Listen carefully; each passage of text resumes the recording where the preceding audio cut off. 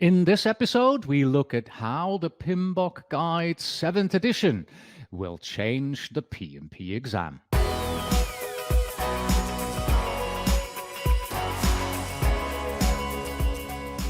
Hello and welcome back to the Project Management Podcast at pm-podcast.com. This is the live stream for episode 475, and I'm Cornelius Fichtner. Thank you very much for joining us today. And for those of you who are accessing this episode recorded, then please don't forget, this is a video episode. So if you're only getting audio, then please look for the play video episode link in your podcast app, or simply visit pm-podcast.com/475. Hello, everybody. So in early November, I believe, if I remember this correctly, the Project Management Institute, PMI, announced that they are now using the PMBOK Guide 7th edition as a reference for item development, question development on the PMP exam. And today I want to discuss what this means for PMP exam preparation. Here is our agenda. I want to start out with my current exam prep recommendation. Then we're going to go into why I give that particular recommendation. We'll also take a look at how exactly these questions get developed for the PMP exam. And we'll look at what to ask your training provider, because that's a very important thing. You want to make sure that you ask the right thing of your exam prep training provider. And we're going to go take a look at my recommended study materials as well. But before we do this, before we get started, a disclaimer, okay? PMI is really quite tight-lipped, and rightfully so, about how exactly items for the PMP exam are developed, and who does it, and how the process is, and how many are added, and what's going on, right? But I have been a PMP trainer since about 2008, and in this time, I have learned a thing or two of how this works. I've spoken to PMI folks on record and off the record, and everything that I've been told off the record will stay off the record. But what I'm allowed to say, I am going to combine into today's discussion here. This is a developing story. What I'm going to tell you today are my recommendations for today. They will change over time as PMI makes additional announcements. All right, and with that out of the way, let us get into part one to answer the big question that everybody has now that PMBOK 7 is out and PMBOK 7 is being used by the Project Management Institute, and that is the question: should I use PMBOK 6 or PMBOK 7 as I am preparing for the PMP exam? And my recommendation to you is both. At this time, at the time of recording, you should study the PMBOK Guide 6th edition, and you should read across the 7th edition. And what I mean by reading across the 7th edition is, you open it up and you flip through it, and then you look at it, you get a general understanding. Definitely read through the table of contents and oh wow, that's an interesting methodology, a concept. Never heard of it. You look at it, right? So that's what I mean by reading across at this time. However, this is going to change.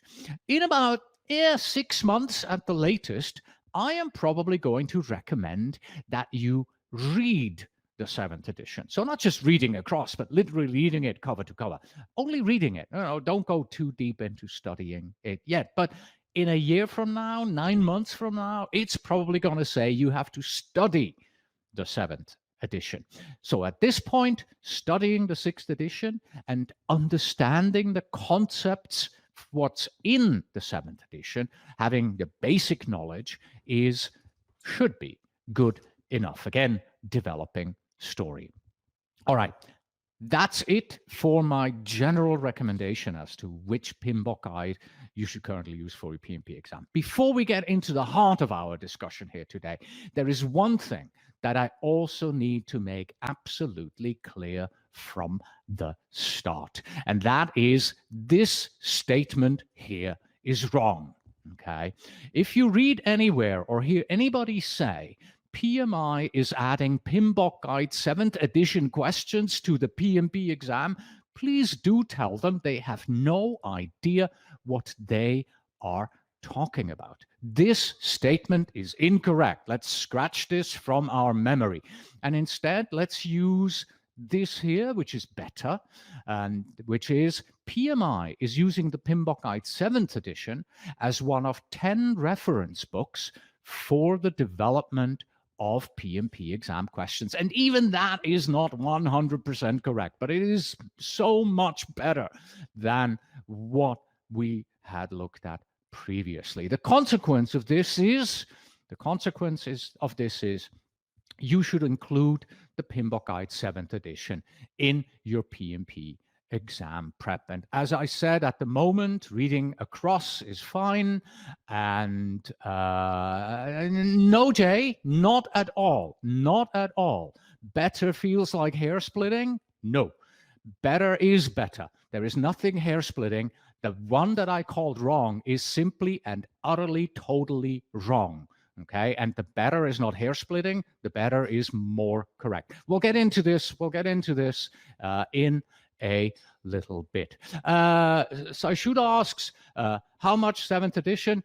Saishuda, if you have the time to read the 7th edition, briefly go over it and just, flip through it, fine. But if you don't, you will probably still be okay. All right?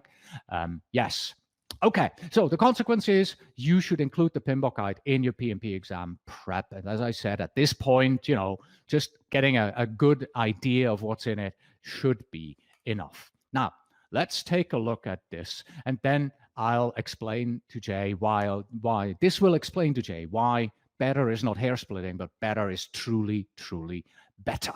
Okay, so in part 2, we want to take a look at the exam content outline, the official reference list, and question development. How does PMI actually develop questions? And by the way, the official term is actually item development. That is what's technically what it is called in the industry. You're developing an item for an exam, but for our discussion here today, question development, item development, I will be using those interchangeably. First of all, the PMP exam is not a test of the PMBOK guide.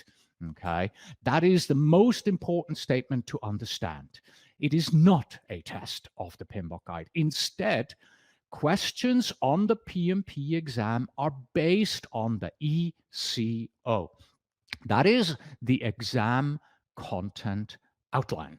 Okay, and here is a screenshot from the exam content outline, which defines the required knowledge. So this is a document, about 25 pages long, don't quote me on it. And it includes the 3 sections of people, process, and business environment.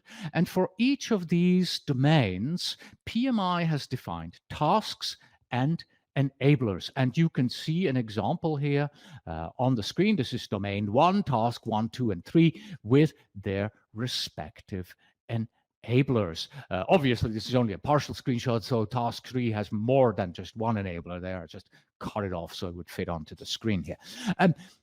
This is what, according to PMI's job analysis, I believe they did this time, what according to PMI's job analysis, a project manager does day in and day out. We manage conflict, we lead the team, we support team performance, and so on. 30 plus tasks are in the ECO, okay? And this is what your PMP exam is based on, okay? Now then, the PMBOK guide, on the other hand, is only one of 10 reference books that PMI uses to check up on what's now correct. So this slide here is intending to show that the PMP exam itself on the left is removed from the PMBOK guide on the right. So the PMP exam is based on the exam content outline, and the exam questions are based on the exam content outline. The questions will ask you about topics from the exam content outline, and the reference books on the right, they inform what the correct answer is. We'll take a look at that in just a moment. So these reference books, reference list is on the PMI website. And what I want to do now is I want to bring this up here. Let me move this over. Here we go. This is the exam reference list. And for those of you who are joining us live, let me put this into the chat here. Should now appear on Facebook and on YouTube. So you can see this for yourself. And when you scroll through this, you can read it on your own. But I think the important bit is that PMI has now gone ahead and said, here, PMBOK Guide 7th edition is now part of the reference list. Note that PMI just says the PMBOK Guide. They don't say 6th edition, 7th edition. Until, when this changed, it was clearly the 6th edition. Now it's just the PMBOK Guide, which basically means if PMI wanted to, purely theoretically, the PMBOK Guide 1st edition is a PMBOK Guide. So they could use the PMBOK Guide 1st edition. They're probably not going to, but to inform the development of these items that they have here. My belief is that PMI has removed this so that because they state in the 7th edition quite early on, what we said in the 5th edition, what we said in the 6th edition is not wrong just because the 7th edition was published, right? So now they have the freedom to say, the 6th edition informs this question, the 7th edition informs that question over here. There we go. Okay, so much for a quick look here into this reference list. What we want to do next is we want to see, and I'm going to go one back here quickly, we want to see how these exam questions that you see there on the left are being developed and how exactly that works. And again, disclaimer, this is my understanding how things are done, and this is also, I've spoken to industry experts on these question developments, and they said, yep, this is the way that it is generally done. This is supposed to give us a understanding is here. Okay, so on the left-hand side, we have topics. In the middle, we have questions, and on the right, we have reference. Okay, so we start on the left-hand side, topics.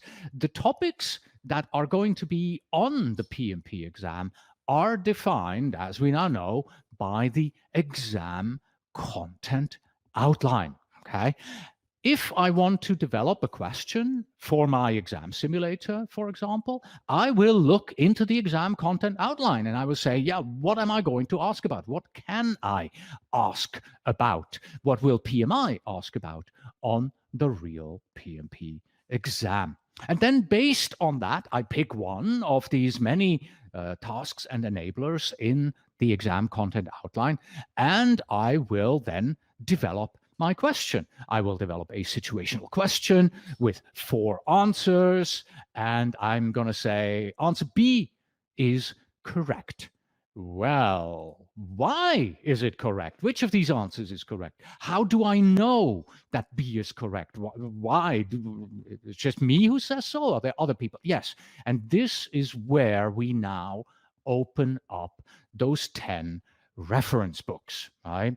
So we need to find confirmation in those 10 reference books that clearly state that B is indeed the correct answer. Now, let me go 2 steps back. Until this moment, this question is completely agnostic. This question is not based on the PMBOK Guide 7th, 6th edition. This is not based on the Agile Practice Guide or any other document yet. I have created an agnostic question that I would like to add into my exam simulator. But at this time now, I'm now going over and I'm saying, okay, where in these reference books do I find confirmation that answer B is correct? Okay, so this is a very generic and high-level way of how these questions are being developed. And I think, Jay, at this point, you understand what I meant by saying that, better, my earlier statement there is better when you said that it was a bit hair-splitting, right? It's really important to make it absolutely clear that until this point here, the PMBOK Guide has nothing to do with the question that was developed. I'm not developing it based on the PMBOK Guide. I'm developing it based on the exam content outline. And now I'm opening two of these 10 books. One of them may be the PMBOK Guide. I may not open the PMBOK Guide. I may open 2 other books, never ever looking into the PMBOK Guide and finding the reference there. Let's also make it absolutely clear that PMI has this disclaimer on their website. I've kind of shortened it, summarized it, and PMI said, even though we have 10 resources on this list, that's not all that we may be using, right? If you read those 10 documents, don't look at that as a guarantee that you will pass the exam. This is just, and this is at the bottom, the reference list is provided as a courtesy only. Okay, and the third bullet there is we may be using other things as well, right? There is a broader set of educational resources and text that might possibly be utilized as these questions are developed. So going one slide back here, those 10 reference books, that's just the big number, the big thing that everybody focuses on. But PMI clearly states and says, hey, we could be using other things. So if there is, I don't know, a academic study coming out about project management and they find something really good, PMI might say that's actually a pretty good and solid study. We're using this for a particular questions. Okay. Victor asks, so does this mean that 7th questions are still not included? Victor, we do not know. The questions that reference the PMBOK Guide 7th edition will be added over time. You may take your PMP exam today. You may see a question that you can clearly say, oh, I saw this in the PMBOK Guide 7th edition. That must be a question that uses the 7th edition as a reference book. We do not know, okay, at this time at least. Okay, then I got this feedback here from one student who said, I disagree with you. I summarized what you've heard so far in a post on our forum earlier, and he said, you can't add the PMBOK. They can't add the PMBOK Guide 7th edition. They can't do that. They have to use the exam content outline. As long as the exam content outline doesn't change, they can't use the PMBOK Guide 7th edition. And you should now understand that this is obviously incorrect, that feedback, because PMI has this reference list and the reference list gets updated and changed. For example, remember they have 10 books there, right? These books get updated over time. The author publishes a new version of that book, just like PMI, the author of the PMBOK Guide, has just published the PMBOK Guide 7th edition. All right. So PMI eventually will say, well, book number 7 is now out in its 3rd edition. We are now using the 3rd edition to inform the development of the questions on the exam. Okay. So this is just one thing that we also have to understand. Project management is in constant flux. Things change, things come, things go. The books are updated, and therefore questions on the PMP exam will reflect that. But they're always referencing back to the exam content outline. Yes. Mohammed is absolutely correct when he says that when PMI begins introducing questions that are informed by the 7th edition, that they may add them as the pretest questions so that they can work through, any issues that these questions may have, test them out, and make sure that they are solid questions. Marcus says it seems like several months before the 7th edition start appearing on the exam based on the text of bottom-up detail that Cornelius sent. Yes, Marcus, absolutely right. But don't forget, the PMBOK Guide 7th edition has been out for longer already, right? It's been out since July. So once it came out, we started working on updating, on creating questions that are informed by the 7th edition, so that once PMI says what they have just done, we're now using the 7th edition as well, so that we are ready. I am pretty sure that at the moment the 7th edition was published, PMI started telling its question development team, please consider using the 7th edition to inform these development, so that in a few months from now we are ready and we have the first batch all ready to go. Okay, so this is just something to keep in mind. This is not something that happens in a big bang. It trickles, happens over time. It's exactly what we do. The questions that we have developed for the this new world now, using PMBOK 7 as the reference book, they're ready to roll, right? We could put them in, but we're only going to put them in slowly over time. Also, as we learn what PMI is doing and how that is going. Okay. Remember at the beginning I said you need to read across the PMBOK Guide 7th edition at this time already. And here is my explanation why you need to do that. And I'm going too fast and too quickly forward. Here we go. All right. So the PMBOK Guide introduces a number of new models and frameworks. And please note that new is in quotation marks here. Basically, these are not new models, but they are now explicitly mentioned in PMBOK 7. Okay. I believe none of these here were mentioned in PMBOK 6. Maybe they were. That's not the point. Okay. So the point is that I believe at this time, unless you prove me wrong, that these 6 are newly introduced, explicitly mentioned now in the PMBOK Guide 7th edition. Okay. And what I want to do is now, I want to focus here on the ADKAR model. Okay. This is a model of change management. It's an outcome-oriented change management method. And what it tries to do, it tries to limit resistance to organizational change, right? It tries to limit resistance to organizational change. By the way, ADKAR, it's an acronym: awareness, desire, knowledge, ability, and reinforcement. That's what this means. Okay, so keep this in mind as we are moving forward. Okay, so I have been given the task to create a question, an item, for Domain 3, Task 4. This may go into the real PMP exam. This may just go into my simulator. It doesn't matter.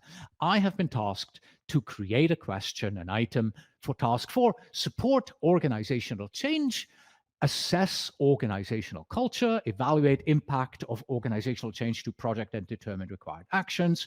And the third enabler there, evaluate impact of the project to the organization and determine required actions. So this is what I want to do. I want to create a question based on this task here in Domain 3, the business environment task. And of course, I am now going to follow exactly this approach here.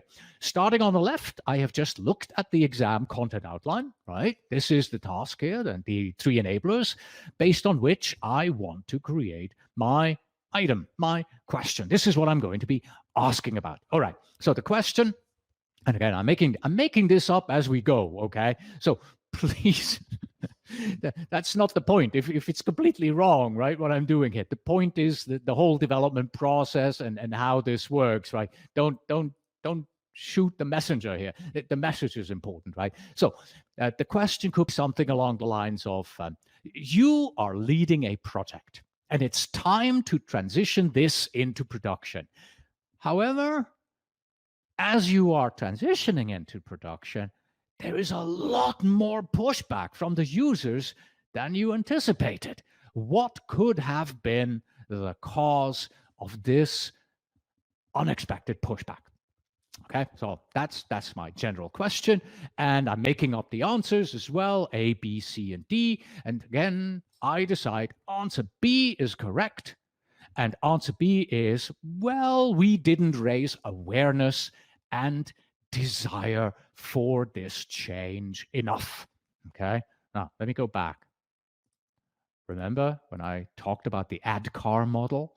I said it's an acronym: awareness, desire, knowledge, ability, reinforcement.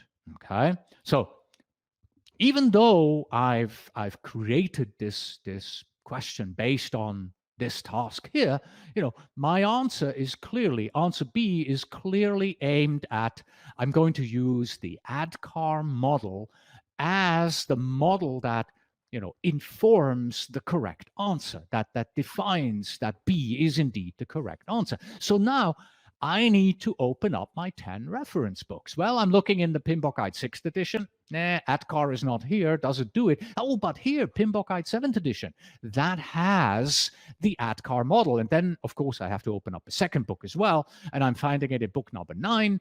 All right, perfect. The ADKAR model, the fact that raising awareness and desire before you transition is important, all that is going to be the correct answer. And this is why, the content of the PMBOK Guide 7th edition may slowly make its way into the PMP exam, because it informs developers of these questions about the correct answer. Okay. And it means, wait, we got a question, just like you have done with the ADKAR model, other models which will be the changes in the 7th edition. Thank you. No, Ang, this is not the point. The point isn't to develop more and more questions here. This is the concept is what's important, right? So we're starting on the left with the exam content outline. We're trying to be as agnostic as possible. We develop the question and the answers in the middle. And now we're going to look at the references and say, okay, is B truly correct, right? Now, it would be very nice if this is what actually happens. But I'm pretty sure that it happens the other way around as well, right? Like I have just done.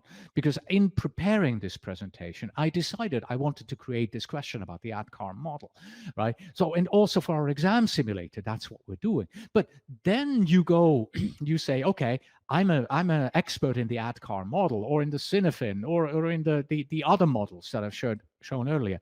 And I want to create a question that uses the exam content outline, domain 3, task 4, and I want to relate that back because that's my specialty. So there is no really 100% keeping this apart. I am pretty sure that when somebody develops a question, you start with the good intent of saying, yeah, I have to base this on the exam content outline on the left. And only once I've created this standalone agnostic question, then I will open up the books.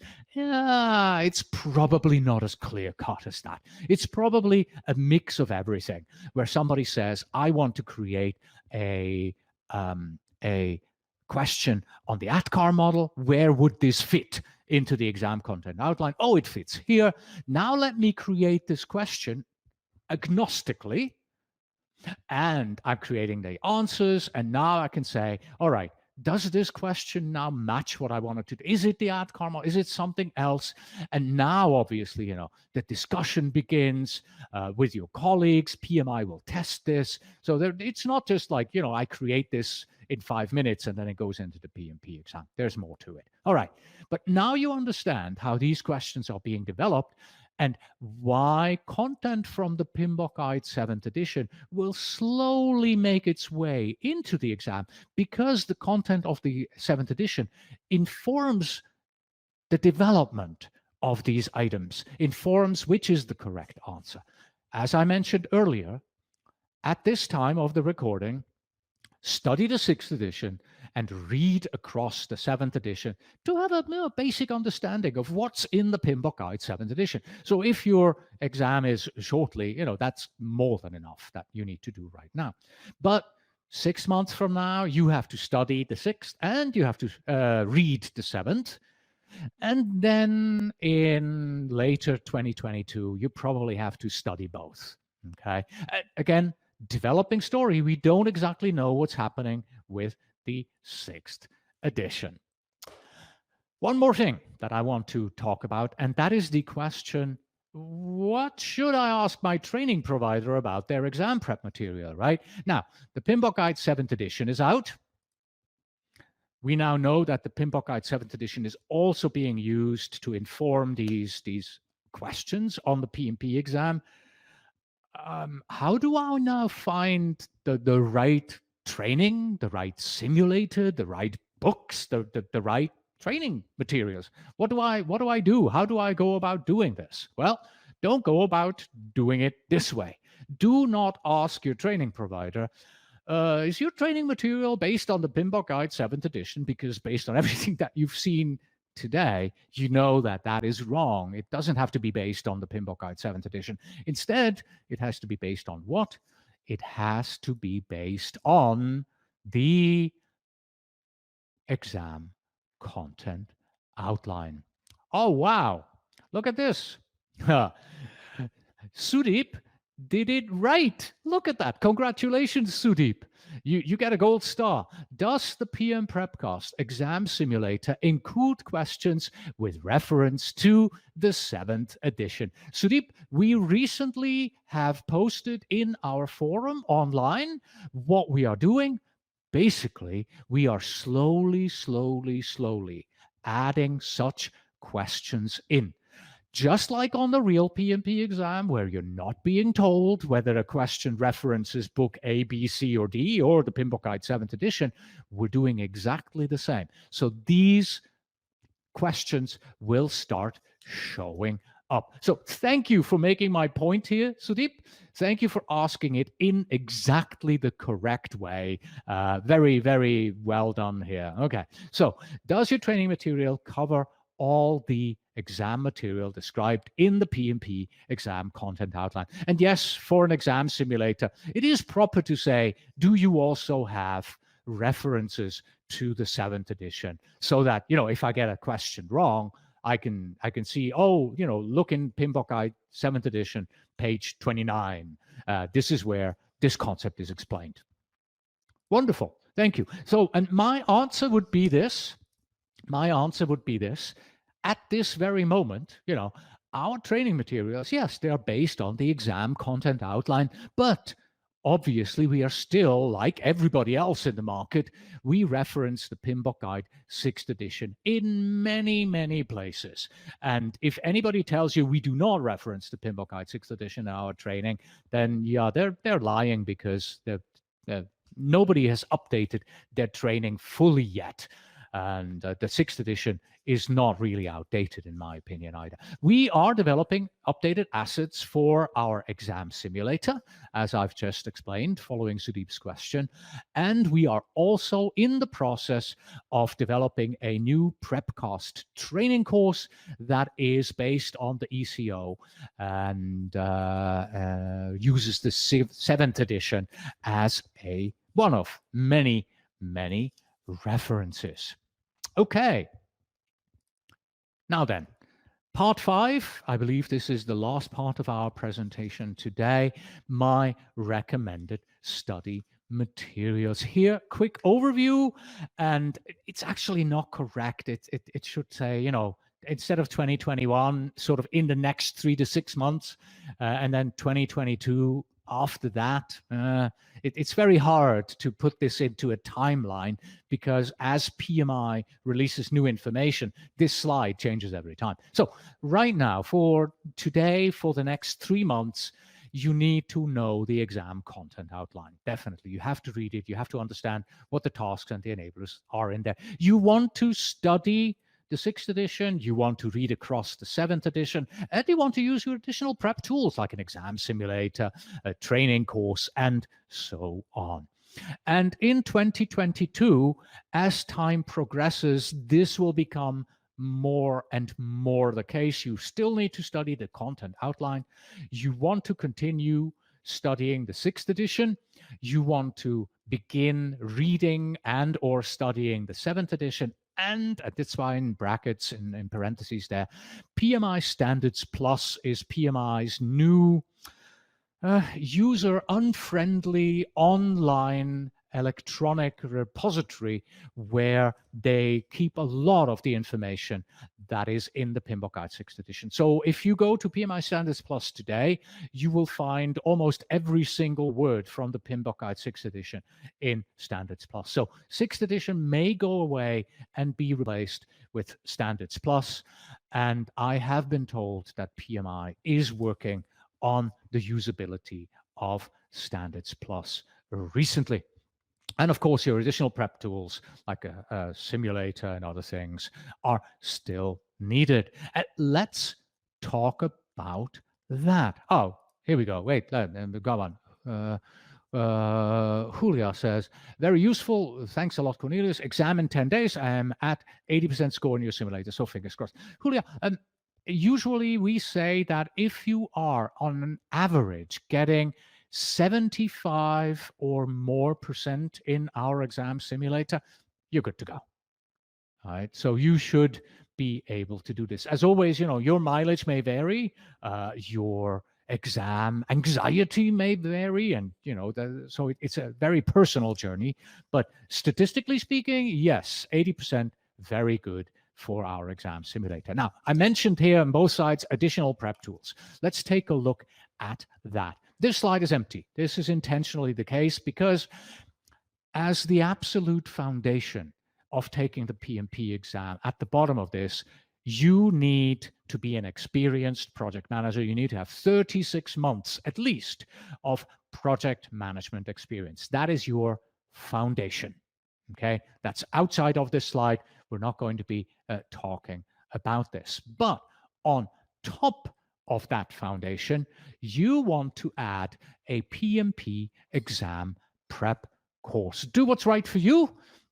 If you feel that you want the official PMI course, then go with a 5-day online, you have to be there for 8 hours for 5 days, live course, Monday to Friday or something like that. Or if you feel that, no, I want to do this on my own, then why not try a on-demand course like my prep course? Many providers out there offer these PMP exam prep courses. Please do remember at this point that 35 hours is the minimum that you need. Many courses are longer, right? We're trying to have our updated course to be 35 hours long, but our current course is massively longer because there is so much that you need to know for the PMP exam. All right, so that's what you want to start with. You also, and you can debate whether you want to turn these around. You also need to read the exam content outline. You want to understand what's in there. You want to read all these tasks. You want to understand all the enablers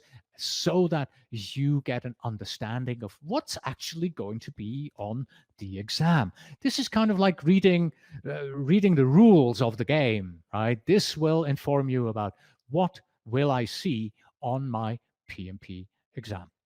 Then on top of that, you want to read the 2 important reference books. You want to study the PMBOK guide, and you also want to at least read once or even twice the APG, the Agile Practice Guide. Those are really from the list of the 10 reference books that PMI has, in my opinion. Those are the 2 most important ones at this time, at least, and you want to be aware of their content. Because Agile now is 50% of what you will get on the PMP exam, studying, understanding, and really getting what's in the Agile Manifesto, as well as in the Scrum Guide, is a best practice. So you really, in addition to the APG there, one line below, the Agile Practice Guide, you also want to study the Agile Manifesto and the Scrum Guide. Those three together, they will make sure that you know what Agile and Scrum are all about. And now, the most important recommendation of mine, as always, you want to have a PMP exam simulator. Okay. Yes, the PMP exam simulator is important these days. When I took the exam in 2004, there were no simulators around. You just had, questions on paper that you went through. It was much easier back then. Nowadays, the PMP exam can have so much in it.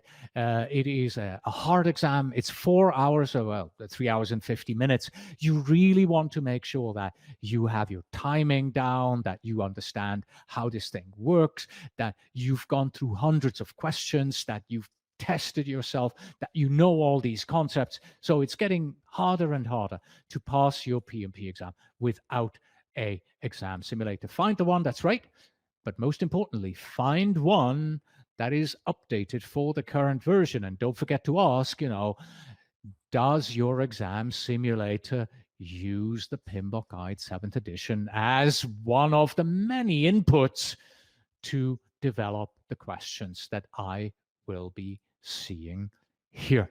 Yes, and if you are interested, please do consider my PM exam simulator at pmexamsimulator.com. All right. And MTBIs. Rahul asks, are MBTIs part of the ECO? Rahul, would you mind, what does the acronym MBTI stand for? I'm drawing a blank right now. And there you go. I can't answer that right now. Okay. Here we go. Mohammed says, totally agree with you. Agile mindset and agile practices are extremely important. Yes, quite clearly, if we go one back here, one slide back, we have the Agile Practice Guide, Manifesto, Scrum Guide there at the top. 50% of the exam is going to be about that. So yes, your agile mindset and agile knowledge is very important. Yeah. And with that, we have really come to the end of today's webinar, of today's presentation. Here are my take actions for you. Rahul says, personality indicators. Yes, they are indeed part of the exam content outline. Believe in the people domain. Within the first 6 or 7 tasks, you will find them right there. All right, so take action for you as you are preparing for the exam. Know the exam content outline. That without that, you're missing out on understanding what are the rules for the PMP exam. Look for reputable sources and look for experienced trainers that use the exam content outline as the basis for their training. Take a 35-hour PMP exam prep course. Again, 35 hours is the minimum that you need. And then don't expect that, can you do a boot camp and take the exam right away? Yeah, you can. I don't recommend it.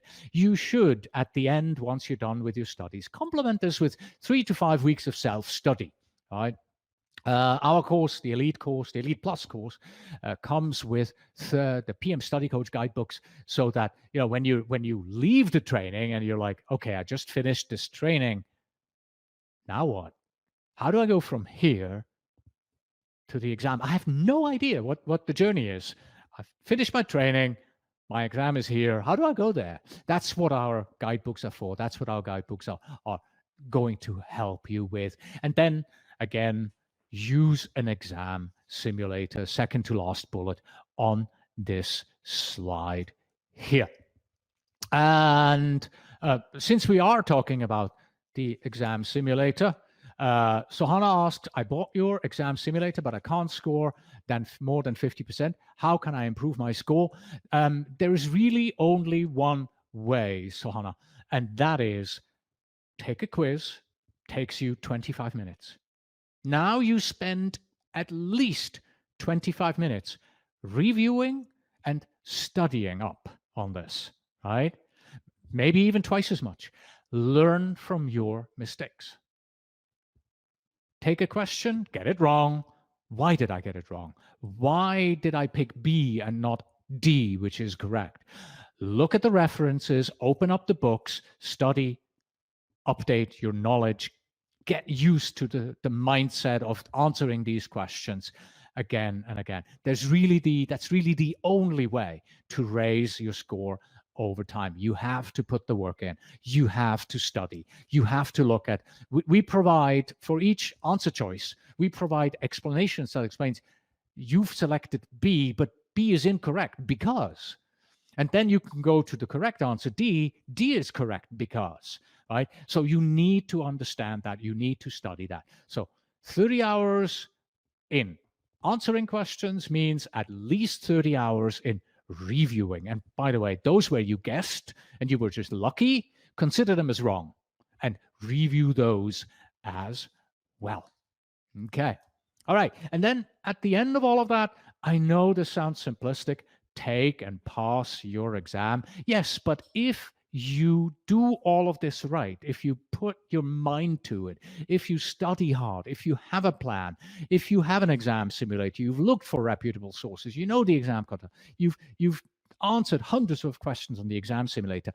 Many of my students tell me afterwards, you know, I sat down and I took the exam and it felt like just another simulation, right? So that's the point where you want to get to. Thank you, everybody, for your time today. We have come to the end.